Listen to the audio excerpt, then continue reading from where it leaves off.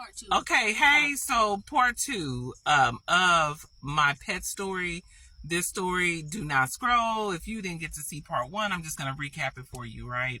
And so basically, my dog was diagnosed with IVDD, and she's not even 3 yet. She'll be 3 in September.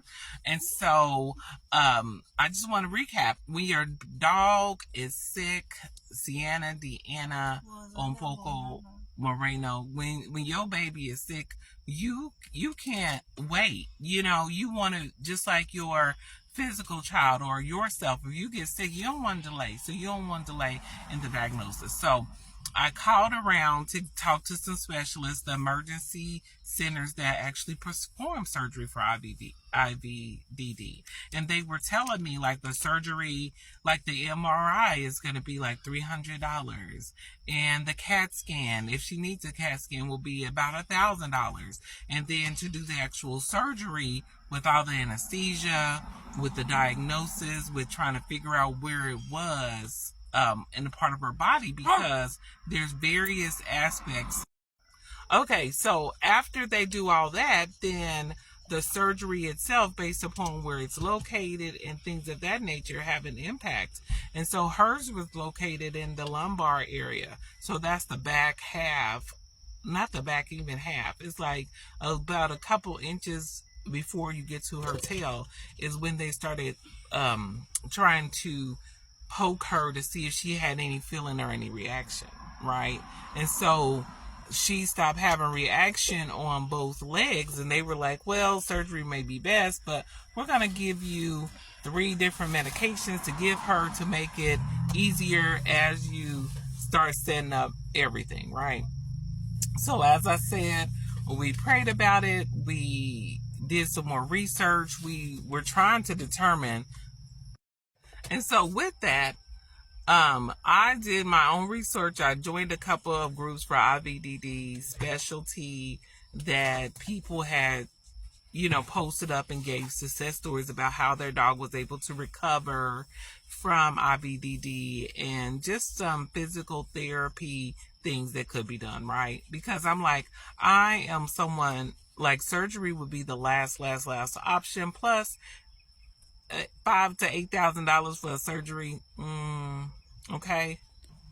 I was not trying to do that. So in the group, I learned so much information about how to take care of her, how to ensure that Sienna had the best treatment if surgery was not an option.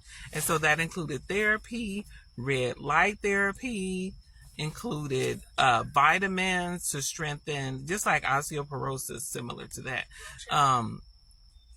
That included giving holistic medication like things similar to osteoporosis to strengthen her bones, to strengthen her body, to ensure that she had the right kind of food and things of that nature to repair some of the areas. Because I think the most part I found out is that there was a lot of inflammation from the swelling around her joints. And so as I looked through the group, they were saying that they were able to help their animal recover. And I didn't even know cats could get it as well.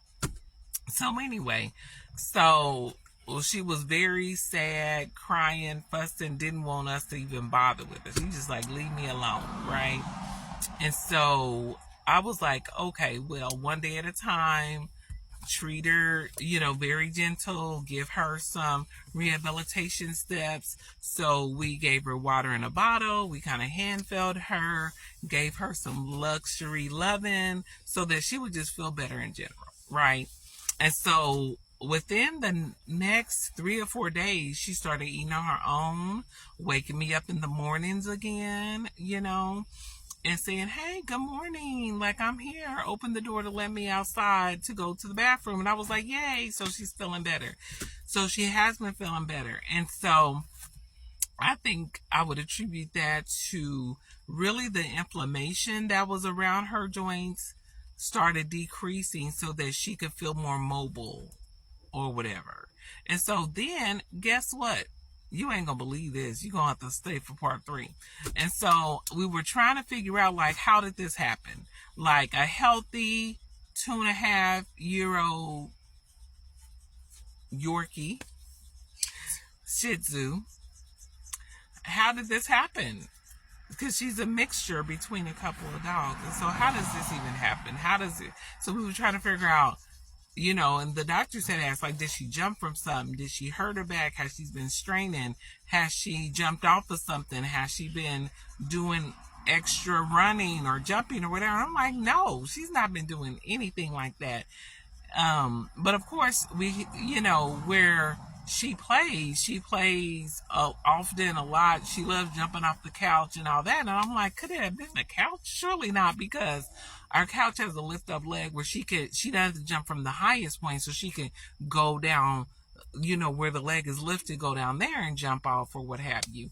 And so I'm like, we're racking our brains thinking, like, what could we have done, or what did she do, or what didn't we see? And so wait till we get to part 3, because some things, I believe whatever is done in the dark will come to the light. Everything. So no matter what you do, even if you're an animal, Miss Sienna over there, will come out in the light. So whatever's done in the dark, it will come out in the light. So I'm about to tell y'all my suspicion of how she just get this back strain injury all of a sudden, just out the blue. Like, you doing all good and now this. So hang on for part 3, because I know I only have a limited time on this app.